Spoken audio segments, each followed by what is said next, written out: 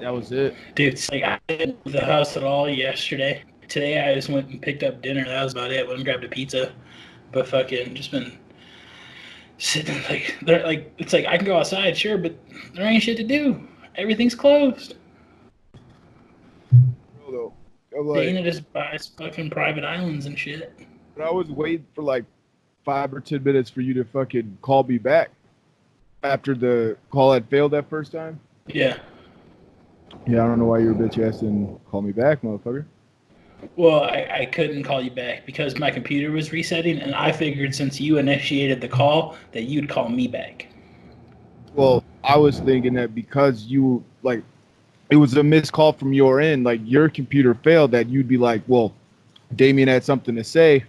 I should call him back to see what he had to say because, I mean, it wasn't my fault that I got interrupted.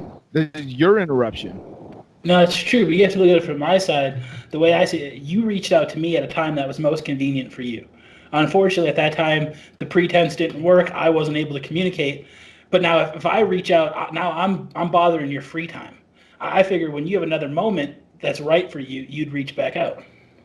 No, that's bullshit because that's when like I'm waiting for you to respond because now I'm thinking that maybe you had something come up all of a sudden and now I should wait for you to get back to me because let's say it was your son that unplugged your laptop. Now you got to deal with him and turn your laptop back on. So I'm waiting for you to get free. That's a valid argument. The problem is we both know my son didn't unplug the laptop. It was simply a malfunction. So when I went to go reset it, that took longer than anticipated. If I initially say I'm gonna call you back in 30 seconds, if I can't fit that 30-second window, I'm now becoming an inconvenience. I'm the cable guy showing up outside of his window of time that he allotted to you. So I'm gonna use that time to reflect as a person and wait for you to reinitiate the contact so we can have the conversation. That would be fair to say, only if you were to have called me to let me know that your son didn't, in fact, unplug the laptop.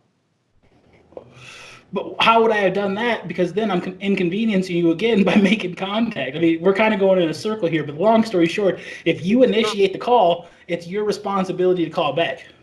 No, not if I'm interrupted. It's think of it of a conversation. If you interrupt me in the middle of a conversation, it's your job to say, "Sorry for interrupting you. Now, what were you saying?" when you're done speaking.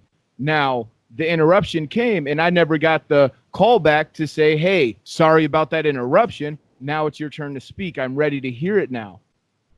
But how am I going to make that call when my computer's resetting and you're aware of that?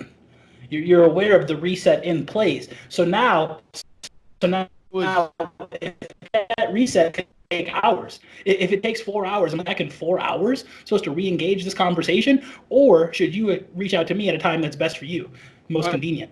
but 4 hours is an unreasonable amount of time. If it takes 5 minutes, that's not so unreasonable, especially if we're establishing a call at 7:30 and the call is going to last 15 to 20 minutes anyway. You could assume that that 5 minutes was okay to be cut into even if it was free time. When you refer to a 15-minute window and say that 5 minutes is okay, that's 33.3% of the time. That is one third. That's one third of the amount of time. We're officially at two-thirds of time left. That brings it from an A to a D already. We're at 66%. We're at a D. It's I, D I plus. If any mistakes happen, we're automatically at an F. So at that point, we're looking at rescheduling. So I would need the person who scheduled the time in the first place to let me know a time that's convenient for them, thus waiting for the callback.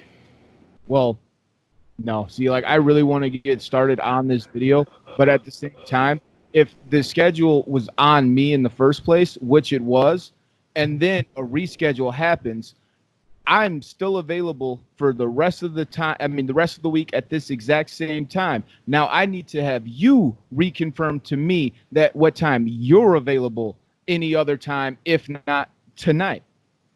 Well, we're never going to be available at the same time because of the time zone difference. So if you tell me a mandate of 7 o'clock, that's only 6 p.m. for me. So internally, my clock tells me we have an hour to go before we'd be reaching the red limit. And once that red limit happens, we're out of time.